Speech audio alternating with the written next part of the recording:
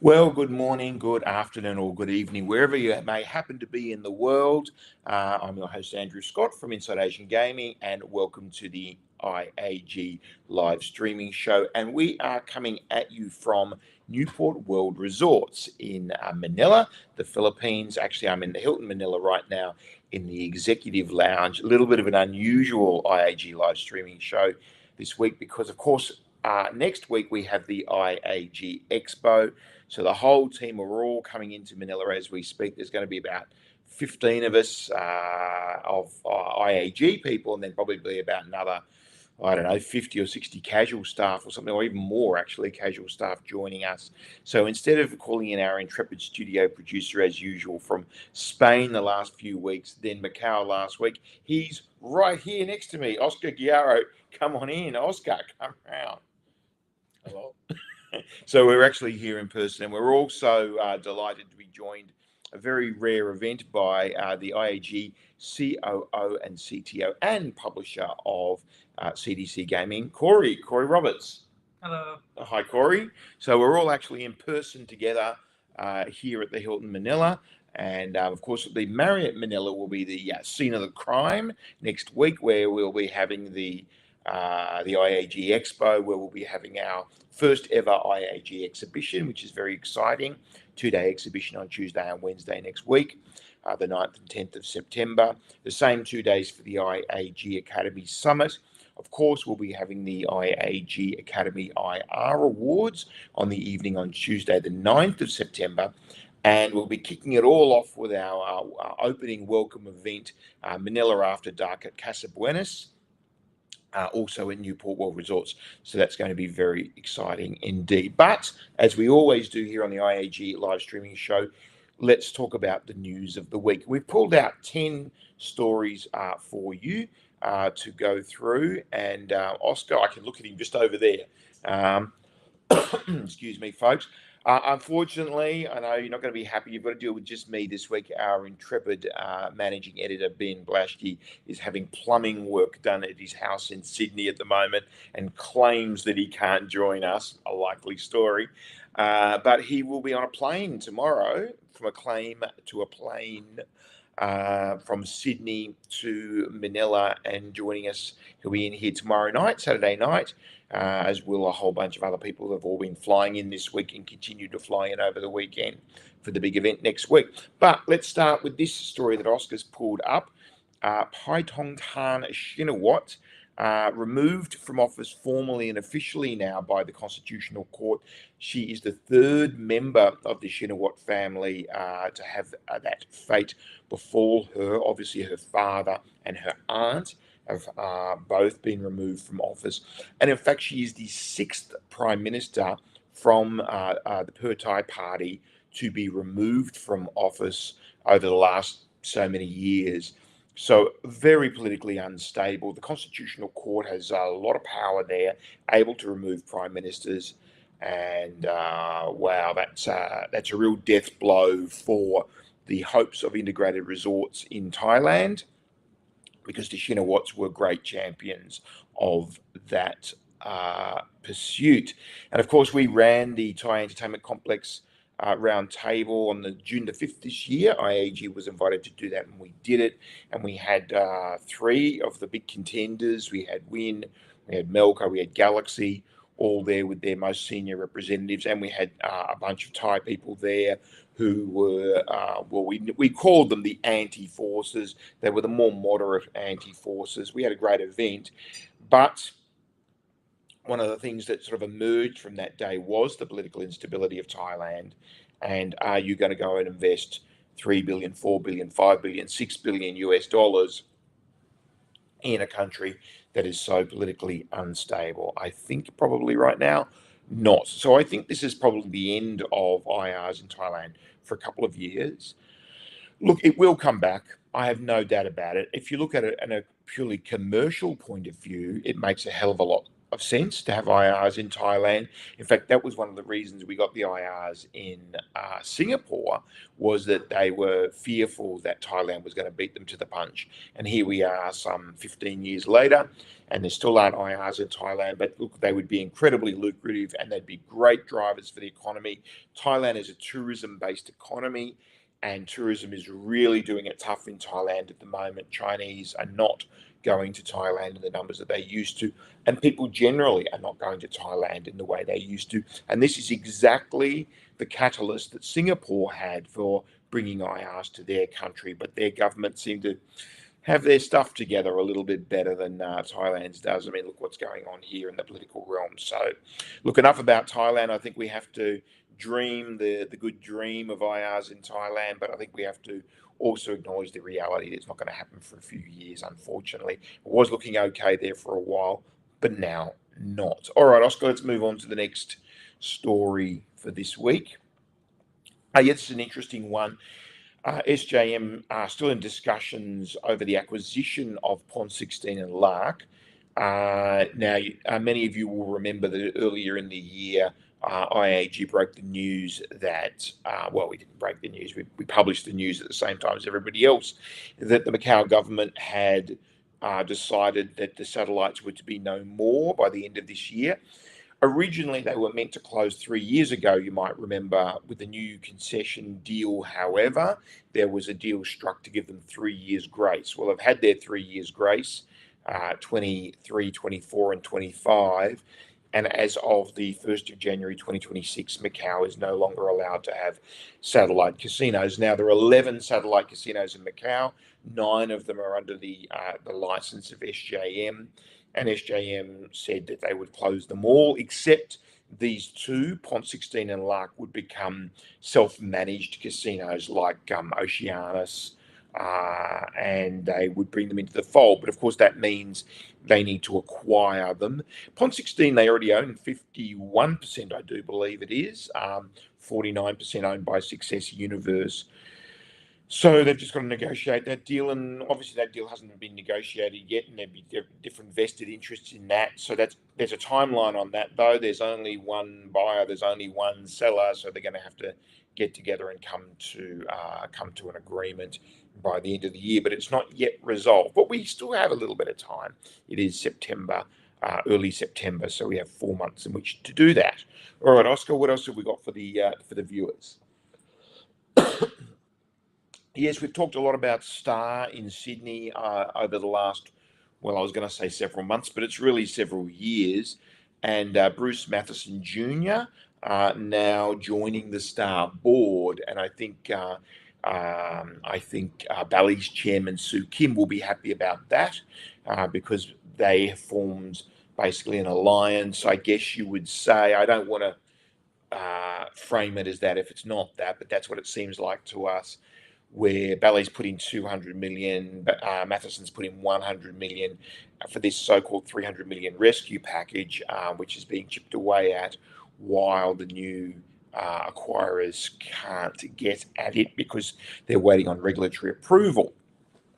But at least Bruce Mathieson Jr. has joined the board. That's handy. He'll now be privy to board discussions, and that hopefully will help Star move somewhere. So we're all really waiting on the New South Wales Independent Casino Commission here and their chairman, Philip Crawford, to approve this acquisition.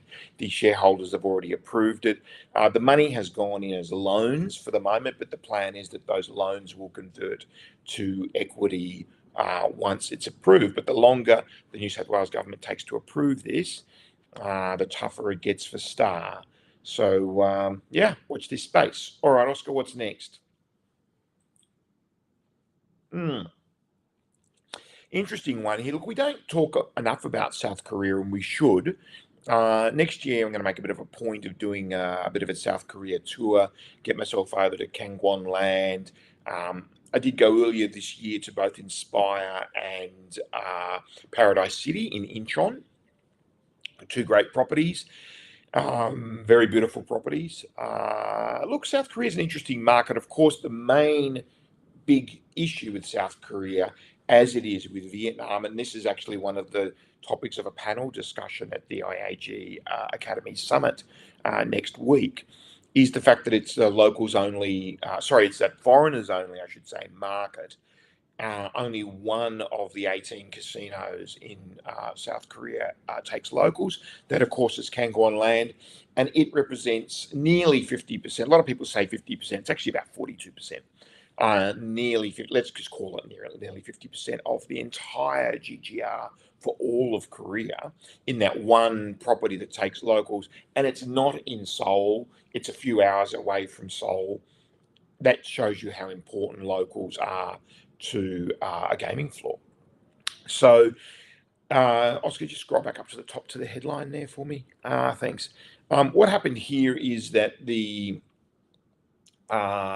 big concern is that MGM Osaka, of course, is going to be opening, well, allegedly in 2030. I hope they do open in 2030, but knowing Japan, it may slip a little bit more. Who knows? Ed Bowers wouldn't like me saying that, but nor would Bill Hornbuckle. But it might. But anyway, it is going to open. It's going to open 2030, 2031, whatever it is. And the Japanese represent a massive market for the South Korean casino industry. It's a foreigners only industry. So what's the nearest country to South Korea? Of course, it's Japan. And if Japanese don't need to go to South Korea so much because they can go to Osaka in Japan to go to a casino, that's really going to hurt the South Korean industry. So that's the concern that they've got. And perhaps this is a catalyst for locals coming to South Korea at some point. I mean, I think those casinos that are open in South Korea, particularly Paradise Group and Inspire, maybe not so much GKL, Grand Korea Leisure, which owns the Seven Luck brand, because that's government up, partially government owned. But I think those made sort of commercial brands like Paradise, Philip Chun, of course, the chairman, Mr. Choi, of course, the CEO, and Inspire was Mahegan, now Bain, in charge. They're really just waiting for locals gaming. And if there ever was local gaming in Korea, wow, you look out. Koreans love to gamble, and those properties would just go through the roof immediately. So the gamble there is on getting local. So let's see what happens in South Korea. We might try and do a bit more coverage on South Korea next year. I think it's actually quite an interesting market, especially if we get locals gaming. All right, Oscar, what else have we got queued up there? The Philippines, where we are right now, and there's Chairman Tengo himself standing in front of the Padcore logo. Maybe you can scroll down a little bit, Oscar, to see the full Padcore logo there. Yes, there's Chairman Tengo, and he just go up to show the headline as well, Oscar. Thanks for that. Yeah, again, the online gaming sector, that's the big issue over here. And of course, we had the POGOs, the Philippine offshore gaming operators, banned from January 1 this year, but that has been somewhat replaced in terms of revenue for Padcore and ultimately the Philippine government by the e-games or online gaming sector, or PGO, or whatever you want to call it. It goes by several names. And look there, it's generated $1.2 billion for the Philippine government in fees for the first 7 months. So if you were to extrapolate that, we're looking at $2 billion, aren't we? So that is seems like a lot. All right, well, that's an incredible amount of money. So yeah, I mean, that's why at the State of the Nation address a few weeks ago, perhaps a month or even 2 now, maybe 6 weeks ago, President Marcos Jr.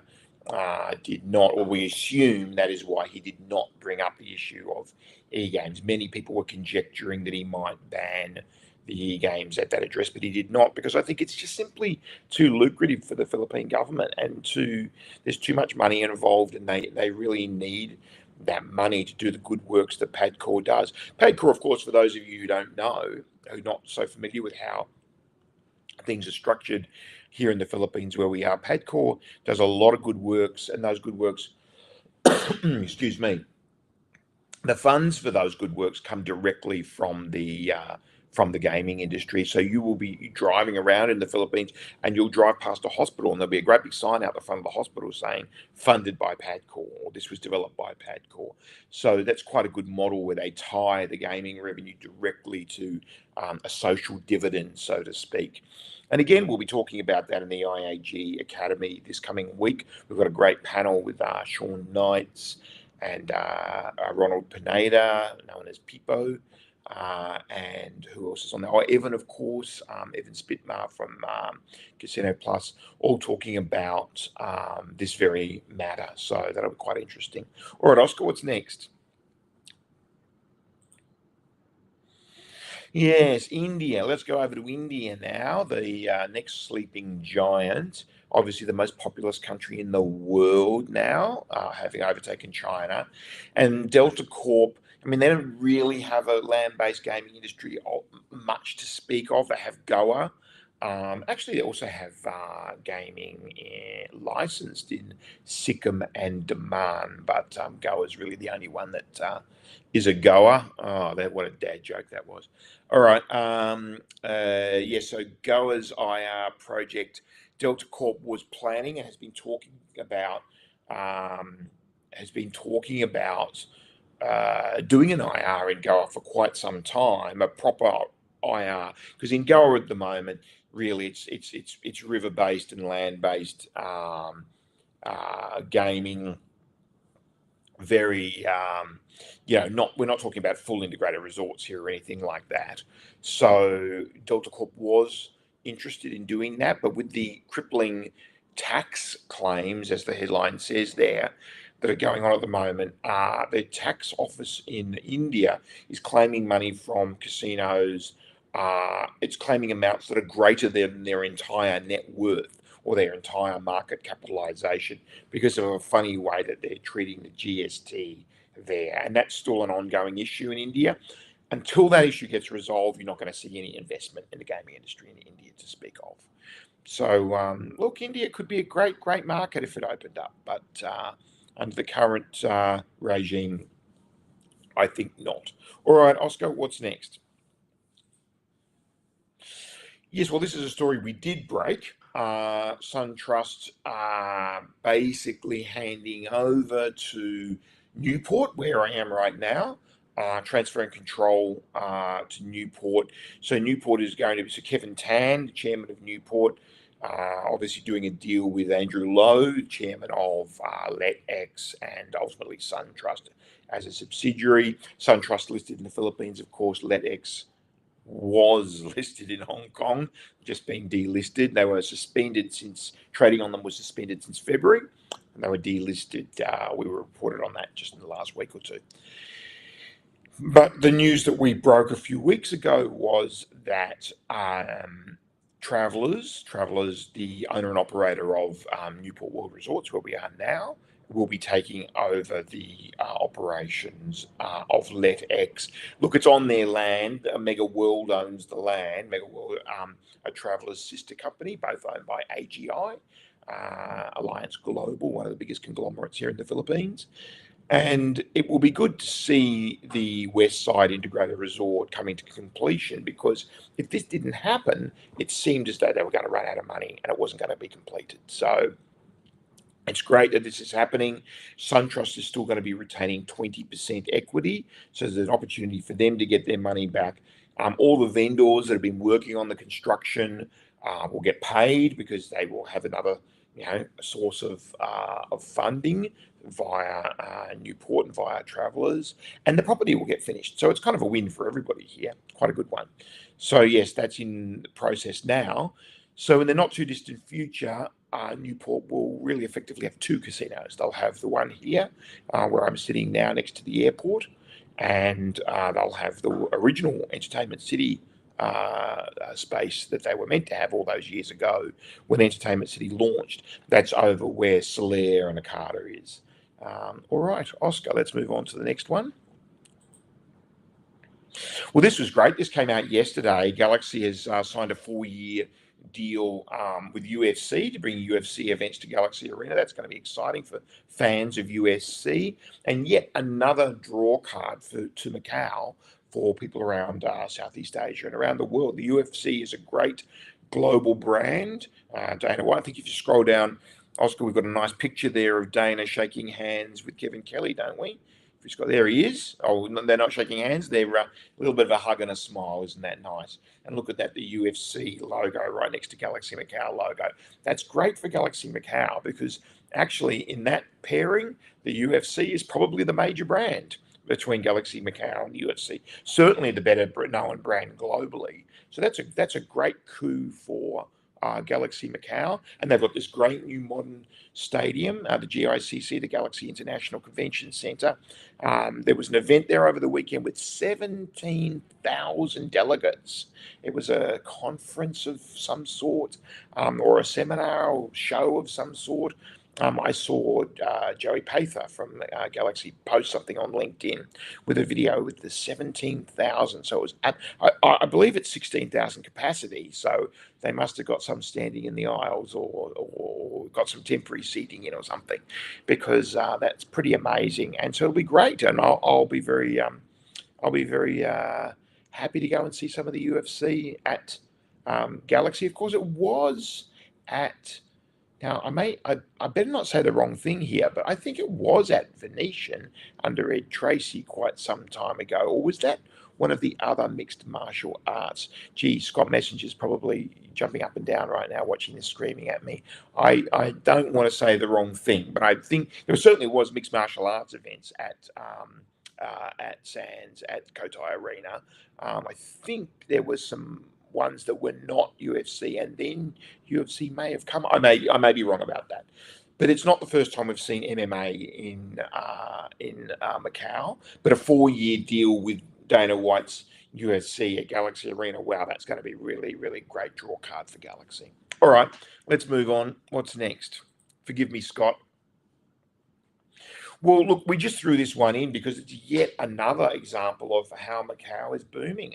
Look, don't bet against Macau. I mean, it was I well remember doing that Macau has fallen cover that everybody got upset with me about many years ago in the depths of COVID in 2022 when we were down to 5% GGR of normal, and it was Macau was gone. Well, guess what? Macau is completely back. And we're back in a cleaner, better, more sustainable way. Now that we don't really have the junkets, of course, there are junkets. Junkets still exist in Macau, but not the kind of junkets we used to see with Sun City and Tukchun and Guangdong Group, Neptune, Golden Group, and the others. These VIP players are now coming back directly as VIP Direct, and they're on the way back. They're coming back, these players. So we've recovered from COVID. The Chinese economy, while it's not great as an overall economy right now, for those top 3 or 4%, they're now recovering from, their businesses are recovering from post-COVID a little bit, and people and players are coming back to Macau, and these VIPs are coming back to Macau, but they're coming back as premium direct. So there's so much less junket commission to be paid. So we're now run rate. Well, you see there, Jeffries has estimated 31.8 billion. Our current run rate, based on the last few months, is around 33 billion. Now, this is not 45 billion, the high watermark we had in 2013. However, it's probably more profitable because we don't have those junket commissions to pay. So Macau, if you want to pick up some Macau gaming stocks, now's a great time to do it. They're really undervalued. And the reason they're undervalued is simply, I think, prevailing wisdom is because of US-China tensions, basically. So the US investment guys don't see these so-called China stocks as attractive as they could. But if you just look at it purely on a revenue basis, on a free cash flow basis, these stocks all of them are bargains. So yeah, I've got plenty and might buy some more. Okay, all right. What's next, Oscar? Is that the last one? I think it might be. It is. Okay, there we go. There's the cover of our website, asgam.com, which, by the way, at some stage we will redevelop next year. Where it's time for a relaunch of asgam.com. So Oscar's telling me that there's one more. In fact, he just waved at me. Oh, this was this morning. Yes, Bill Hornbuckle talked about promotional environment now locked in place. And if you scroll down, I only just read this myself about an hour ago. He was saying that this is the new normal, I guess, in Macau, this highly competitive environment. But they're still making a good. I mean, I think he's answering his critics. MGM was the company that really got this sort of hyper competitive environment going, according to some, and it worked for them. And they went from sort of 5th or 6th in market share to a clear, let's say, equal 3rd. After, of course, the two big boys in Macau, Galaxy and Sands. So it worked for them. And then there was some criticisms. Oh, I'll say it. Lawrence Ho came out and criticized this sort of aggressive stance. And Bill Hornbuckle's response, or MGM's response, was, well, look at our margins. It's not a race to the bottom because our margins are good. And I think in this story, I'm just looking at it now, he mentions 28%. There it is, 28. We're going to hit a 28% margin, give or take. So I'm excited by it. So he's making the point that, yes, it's a hyper-competitive environment, but that's what you want. You want a competitive environment. Look around the world, not just at the gaming industry, but at any industry. Where there are monopolies, there's inefficiency. Where there's competition, there's efficiency, because the competition forces you to be innovative and to drive and to do excellent things. And if you look at the two, it's no coincidence that the two most innovative, strongest markets in the world are Macau and Las Vegas. And they're both hyper-competitive markets. So I think Bill's just making a point here that, hey, get used to this competition, this hyper-uber competitive environment, but we're thriving in it, I think is what he's saying. So, it's that's good for MGM, and the others are responding. So Melco has responded. There have been changes at Melco. They came out and said that they probably lost a year. They made some management changes. Galaxy's been responding, and Galaxy is bouncing back. So now it's Sands' turn. Sands have identified. We've had Rob Goldstein come out and say, look, we're not performing as well in Macau as we should, and these are his words, not mine. And he's saying, we need to get onto this competitive bandwagon as well and do better. Of course, they're lucky they've got Singapore. Singapore is the golden goose. But that's Singapore. All right, Oscar. So I think that really is the last one, isn't it? It is. He's gone back to me. So sorry, no Ben today, but if you're coming to the IAG Expo next week, you will see Ben. He will be in Manila in just over 24 hours. Most of the IAG team have either arrived or will be arriving in the next day or two. It's going to be an absolute great week, our biggest week of the year in terms of a big event. Of course, we have the Power 50 every year. We have that on Friday, November the 7th at Grand Lisboa Palace, and that still is our absolute flagship social event. But now the annual IAG Expo has become our big sort of festival of gaming. And with the 4 events, Manila After Dark, the Summit, the Awards, and the Expo, we've got a very, very big event, and it's only going to get bigger. Newport World Resorts have made a long-term commitment to us, and we've made a long-term commitment to them.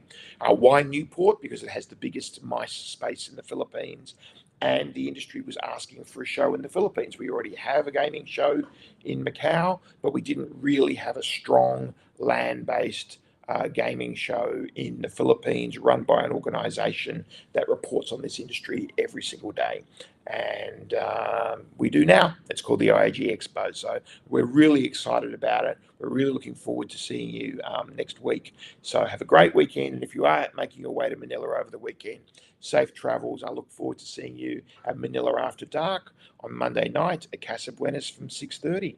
Have a great weekend, and we'll see you for the IAG live streaming show next Friday, where we can break down what happened at the expo. All right, bye for now. See you next week. Ciao.